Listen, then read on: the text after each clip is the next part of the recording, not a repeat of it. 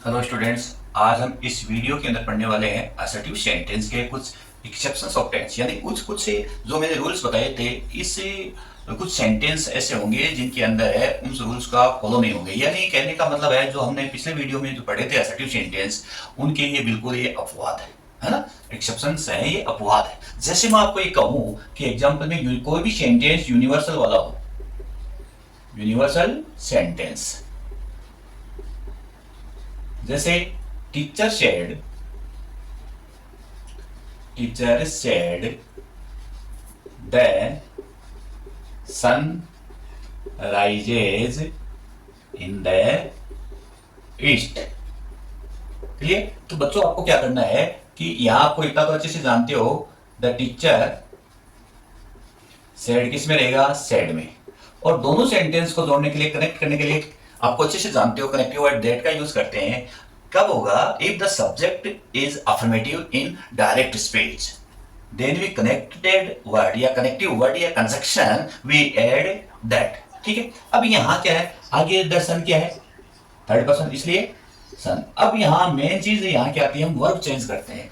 तो यहाँ एक्सेप्शंस का मतलब ये हो गया कि हम वर्ब चेंज नहीं करेंगे, एज इट इज जैसा सेंटेंस आया है उसको हम वैसा का वैसा राइट करेंगे। The sun rises in the east. Clear? एक तो हो गया यूनिवर्सल वाला। सेकंड होता है जो साइंटिफिक, साइंटिफिक फैक्ट वाले सेंटेंस। जैसे मान लो the teacher said water boils at 100 degree centigrade. तो आपको क्या करना है? ये एज इट इज सेंटेंस हो जाएगा। The teacher said that water boils at 100 degree centigrade. Clear?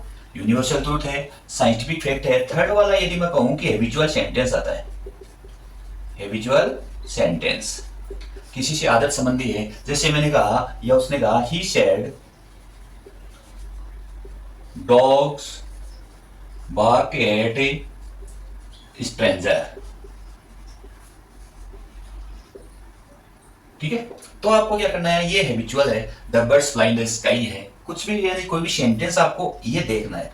Affirmative sentence को आप देखना है, असर्टिव सेंटेंस को देखना है कि वो सिंबलाइज किसको कर रहा है। जो मैं ये बता रहा हूं इन सेंटेंस से यदि वो रिलेटेड होता है, तब हमें उसमें किसी प्रकार का चेंजेस नहीं करना है। मतलब वर्ब का तो बिल्कुल भी चेंज नहीं करना है। ही सेड दैट डॉग से बाकी एट स्ट्रेंजर।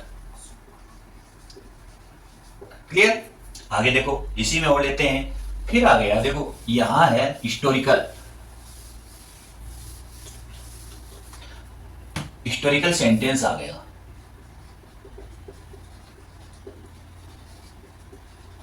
इतिहास से रिलेटेड कोई भी सेंटेंस आ गया। जैसे मान लो कि he said India became free on 15 August 1947। Clear? ये इतिहास से संबंधित है ना। तो इसमें क्या होगा कि he said that India became free on 15 अगस्त 1947। फिर आ गया, ये फोर्थ है। फिफ्थ यदि मैं कहूं कि प्रोवर्ब से रिलेटेड, यानी कोई भी कहावतें यदि आए तो उसमें भी किसी प्रकार का चेंजेस नहीं होता है। कहावतें में ये कहूं, the teacher said honesty is the best policy, honesty is the best policy. Clear? अब इसमें क्या होगा? The teacher said that honesty is the best policy. ये प्रोवर्ब से रिलेटेड हो गया। यदि कोई कंडीशनल सेंटेंस आ गया, देखो कंडीशनल सेंटेंस की बात करें, जैसे मैं लिखूं कि he said to him, if I were a bird I would fly in the sky. अब बच्चों आपको इसमें देखना है।